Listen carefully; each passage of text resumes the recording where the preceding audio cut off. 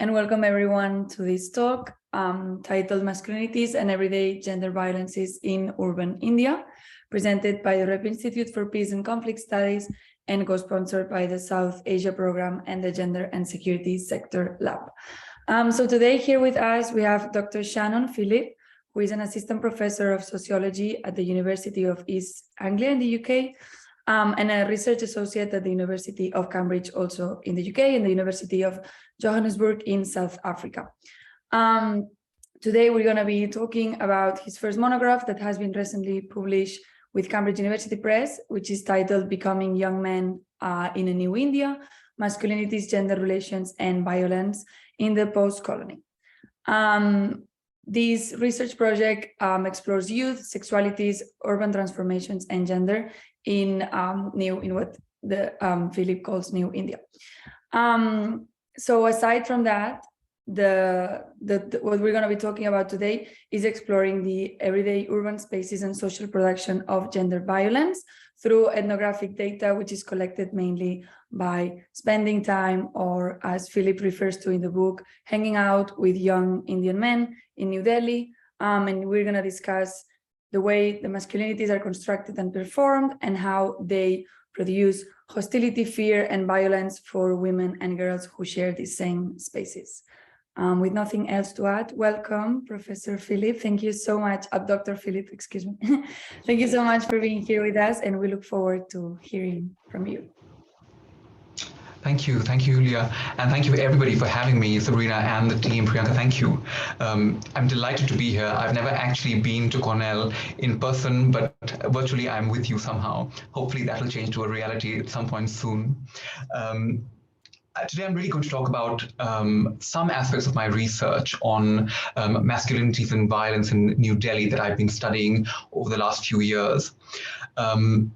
Just in terms of context and background, I grew up in India. I'm from the south of India, but I grew up in the north. And particularly as a gay child growing up, a gay young boy growing up, and going to an all-boys school, the question of what was expected of me, how I'm supposed to be a man, how my parents, my relatives saw me, were always thoughts that I've carried with me and have been thinking about for a while. So in that sense, this has been an intellectual journey that's sort of been with me in terms of positionality, in terms of my own experiences for a long time. And where all of this came to a head was one particular very violent incident in 2012 of a young woman who was gang raped in India. And it was called the Nirbhaya case, the fearless one. And she was very gruesomely and brutally raped and murdered by a group of men. And the whole discussion in India at the time was about how do we make cities safer for women? Why is there so much violence towards women in India? And the main thrust of policy and police efforts around the time was about more streetlights, more female police officers, more patrolling, more sort of like faster courts. Nobody was actually talking about why there is violence in the first place, or why Indian cities are unsafe to begin with. And more importantly, I think nobody was also bringing in men into this discussion. The discussion was reduced to women's safety and not why are men violent towards women, or framing it very much as a question of masculinities and femininities together, of men's violence towards women. So it was really my two interests on thinking about sexuality and the politics of violence that came together in this particular book, which became my doctoral research and then has now been published as a monograph. So what I want to do briefly is to read you one short vignette from one of the chapters in the book. Some of you might have already read this chapter, but I want to still read it and pull it apart because others may not have read it, and just think about these themes from that particular vignette. And I also want to talk about the methodology a little bit of why I did fieldwork or why I did this research in this particular way. And hopefully that will emerge as I discuss some of these themes. So I'll go ahead and read this short vignette and then pull apart some themes from it. So the vignette is called Men's Innocent Fun. As I was walking home from Lajpat Nagar metro station in New Delhi, a young woman was walking to the metro station. It was around 8 p.m., and the market area around the station was bustling. She had earphones in her ears and was wearing a t-shirt and jeans. My mind was full of thoughts from a day in the field as I walked around the traffic to get home in time for dinner. The young woman and I were about to cross each other when a car driving along the road suddenly pulled up close towards us. It was a white sedan, and I could see 4 young men sitting in the car. As the car came closer towards us, a slow thump of music poured out from the car. I noticed the music getting louder as the front passenger window of the car started to lower. The events that followed happened quickly and lasted a mere 10 to 15 seconds. Initially, unfazed by the car, I thought it was a driver trying to park his car or navigate the crowded streets of the busy Delhi market area. But a sudden, loud horn from the car punctured the air close to us and got both the young woman and I looking at the car. Through the front screen of the car, I could see the young male driver leaning forward on the steering wheel, staring at the young woman. The driver then stretched out one of his hands towards the passenger side of the window, across the chest of his young male friend sitting on the passenger seat.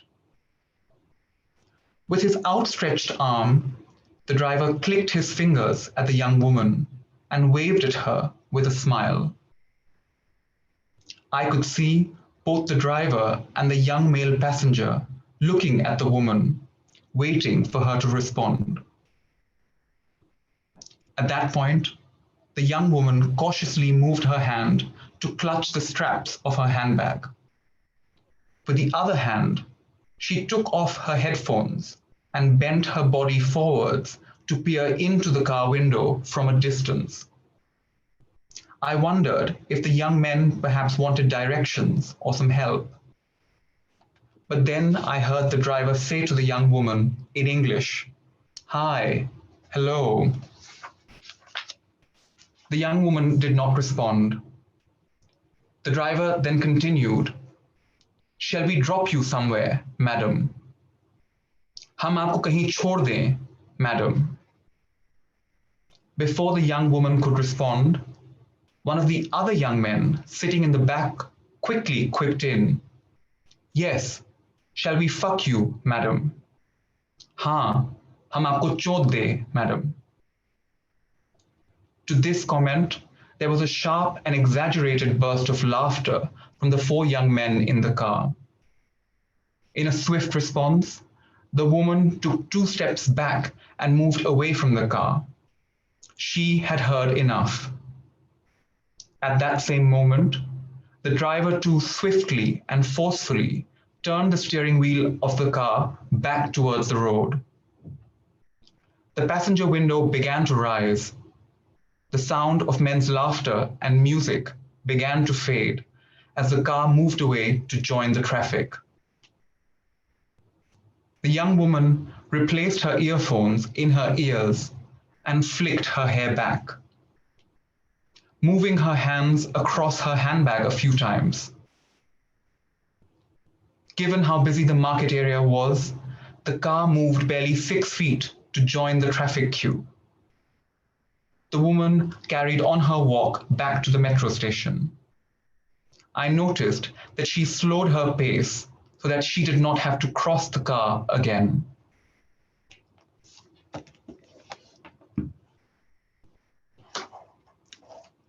So that is one vignette from my book that I find still quite troubling and quite powerful as an instance of the kinds of things that I experienced on my fieldwork. And there are lots of themes in that one vignette that we can unpack and think about. But I precisely want to pick up only on a few themes rather than focus on all of them right now.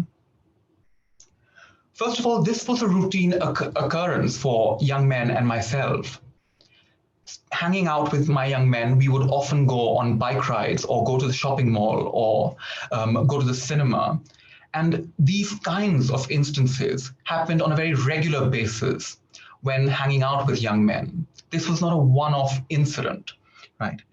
So young men were often trying to catcall women, trying to grope women, trying to touch them inappropriately, trying to make contact with them without their consent. And for them, this was always part of activities that they would do as a group, hanging out together. What is also significant, I think, about this vignette and this particular incident is that these are not poor men. They're not uneducated men, right? These are men who have access to cars, they have access to phones, to designer clothes.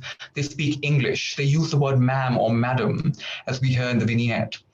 So these are middle-class young men who come from fairly affluent middle-class homes in India. They are not the poor of the urban Indian cities that has often been researched or often been thought about. So for me, these men represent what I'm calling the new Indian man, the rise of this new masculinity as India itself is changing. As India economically develops or changes its economic structure, the middle classes have been growing and expanding. And this middle class expansion is happening in many countries around the world. So India, Pakistan, but also if you think about Cairo or Brazil or other urban centers, there is a middle class growing in these middle income countries and a shift in how class politics are happening. That's also quite significant to think about here. Now, when I initially started doing research on masculinities and men's violence towards women, particularly in the Indian context, but also broadly in the global literature, most research focuses on poor men and the role of poverty as leading to violence. Poverty is very often seen as a driver for violence. It's seen as poverty or uneducation or things that are causing violence. You know, that's why, and development and progress will stop these men or improve these men, is the assumption made within much of the policy and development work that's going on around stopping violence towards women. And so that's the kind of context in which I was focusing on wealthier men or middle-class men, on which very little has been written about, very little on middle-class men's violence has been written about. And that's what I was trying to understand. And it's in this context that I come up with this new identity that is emerging for young men, what I'm calling the rise of the new Indian man in the book and in my own research.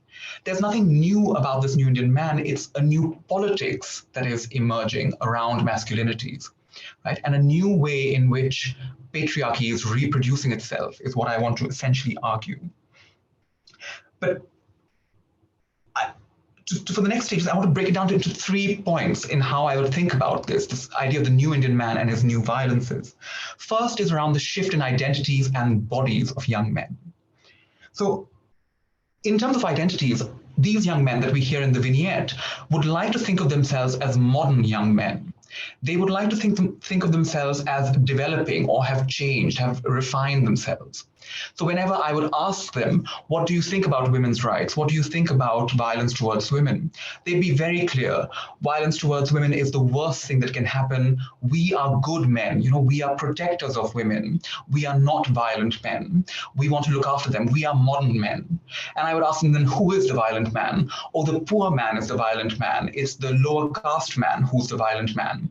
It's these men who come from rural India who don't know the ways of the city. They come to the city and they get shocked, and that's why they're violent towards women. You know, we are the refined men, and we take care of women, we protect women.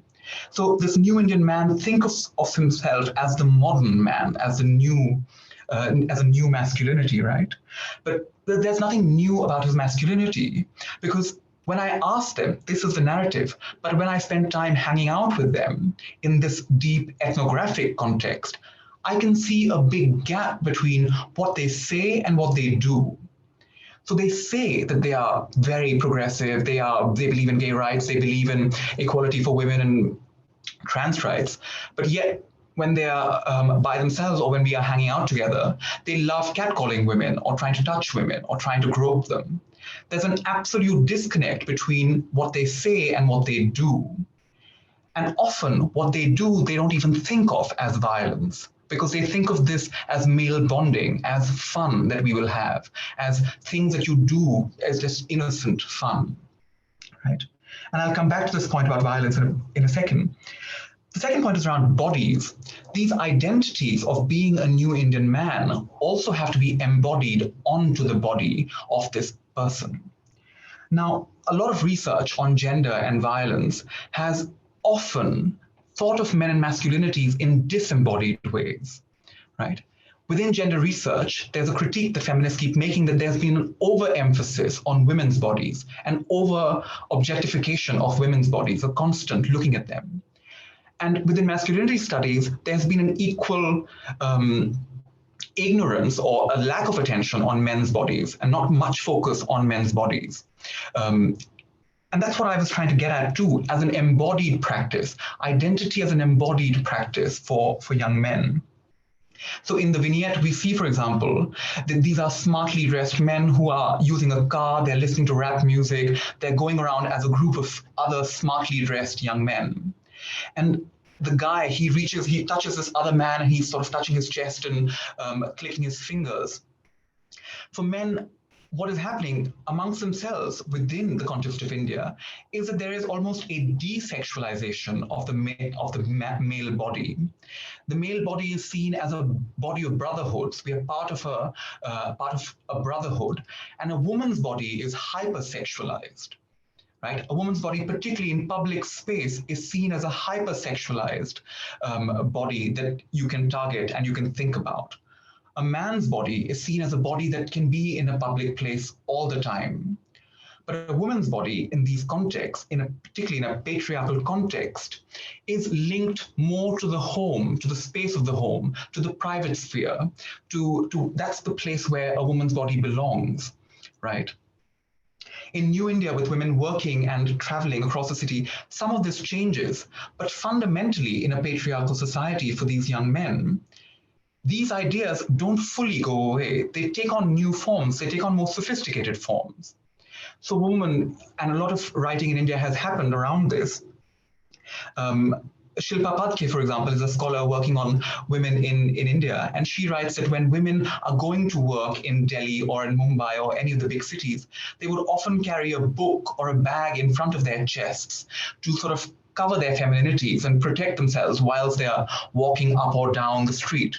So women have to try and manage their femininity in how they access public spaces.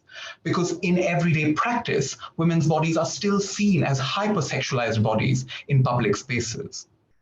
Whereas for these young men, moving around the city, hanging out, going on bikes, hanging out at the cigarette stand, hanging out on the pavement, on the street corners, is a routine activity. Their bodies are trained as public bodies. They are socially constructed as public bodies. They are produced as public bodies. And that's what I mean around the social construction and the social production of gender and these identities, right? That both identities and gender norms are working through bodies to construct them differently. One of the lines in the book that one of my informants talks about is that if men spend too much time at home, they get spoiled. And if women spend too much time outside the home, they get spoiled. The idea here is that if a man spends too much time at home, he becomes weaker, he becomes effeminate, he becomes non-masculine. Because the ways in which you learn how to be a man is by going out onto the streets, by being in public, by meeting your other brothers, and part of this bromance, part of the bro culture, you're hanging out with your brothers.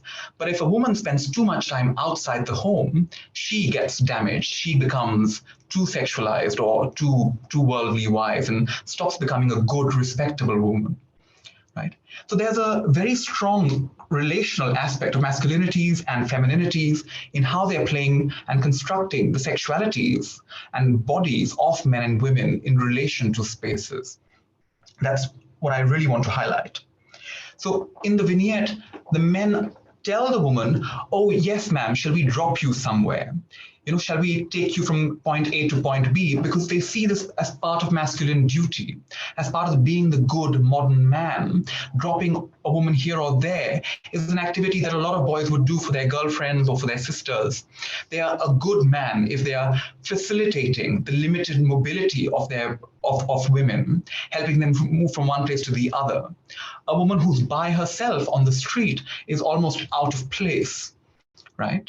And the second point in the vignette, where these guys quickly make this point about, yes, shall we drop you somewhere, into shall we fuck you, madam, is indicative again of how sexualities are operating in and through the body.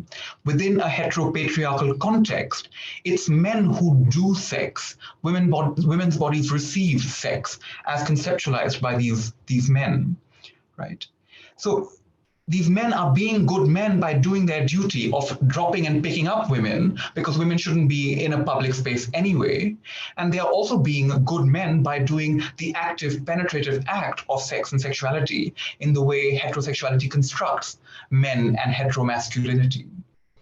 So it's a very complex, dynamic process of how social norms construct both gender and bodies, and they co-produce both of these through sex and sexuality.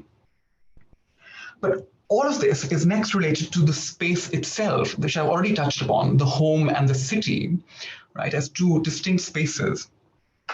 So for a lot of men, these women are out of place when they're in the city. That's not the rightful place for a woman. A woman should go back home. And the home has very often been very uncritically thought of as a safe space for women. And we know this from the COVID-19 pandemic already, with lockdown strategies pushing people into the homes, assuming that the home is safe or is a safe site. But actually, what feminists have long talked about is that the home is the most unsafe place for women, very often in India in particular. And so there's a whole politics to the home itself as being imagined as a safe space by these young men, and the city as thought of as a dangerous space for the young men. And what is, I think, quite interesting again is the problems with masculinities being at home that I touched upon too. Right? So if a man spends too much time at home, as I was saying, he becomes a damaged man. To learn manliness, to learn masculinities, he needs to be in outdoor spaces. So a man then becomes also the protector or the manager of public spaces. It becomes masculine duty to maintain order in public spaces. And that's quite important to how violence is thought about in India. So, for example, with a lot of my young men, and what we see in the vignette, is that when you talk to these men from the vignette, they'll be very clear that if a woman is being harassed on the streets, yes, you must intervene. To be a good man, I must go and stop her. I must go and stop the other man. I must go and beat up who the other man is, because protecting women is what a good man does. That's what the narrative has become in India. There are a lot of campaigns in India now. One particular campaign called the Mard campaign, M-A-R-D, which was an important campaign supported by UN Women, is essentially encouraging men to go and intervene on the behalf of women against other men. So if they see violence on the streets, they should go and intervene and stop these bad men from doing violence, right? And as important as these interventions are, the problem with that kind of narrative is that the root cause of violence is not being thought of in the inequality of gender, but is being thought of as individual men, right? So my young men think that they need to go and stop individual bad men from being violent to individual women. Violence towards women becomes something that individual bad men do, not something that is socially and culturally produced and constantly reproduced in society. Pumla Dinakula, who's a South African feminist, talks about the social production of fear in urban settings, or the social production of hostility towards women, which is precisely what I'm talking about. It's the ways in which men and men's bodies, men's identities move around the city space that create the city as an unsafe space for women, that create the hostility for women to access and be in those safe spaces. But all of that narrative gets obscured in thinking about the violent man and stopping the violent man, and us as good men who have to protect women. So campaigns like the UN Women's Mard campaign or the He for She campaign, which was another very important campaign. The He for She campaign also is very popular in India, but has now become quite controversial, quite rightly, again perpetuates the idea that men have to protect women, rather than thinking about the deeper inequalities of gender that construct men in certain ways. Good men's role becomes to protect women. So the social production of violence gets obscured and invisibilized. And that's also where I think class and economic politics is also feeding in. If you ask any middle-class Indian at home today of where is violence or what are the problems with India, the common sense approach is that it's the poor who are the problem, the uneducated people are the problem. That is the burden of India. If we can educate everybody, if we can lift people out of poverty, all violence will disappear. A lot of development agencies, a lot of NGOs also operate on that basis, that somehow development or improving and progress, economic growth, will solve the inequalities of gender. But actually focusing on wealthy young men in the way that I'm doing reveals to us that patriarchy is reproducing itself in new and novel ways through economic growth. Rather than reducing inequality through economic growth is actually complicating and altering the relationships of gender, of class, and of interpersonal dynamics. And I'm arguing that we need to be very careful and very sensitive as people and think very critically about what is happening in terms of progress, in terms of change around gender and gendered violence.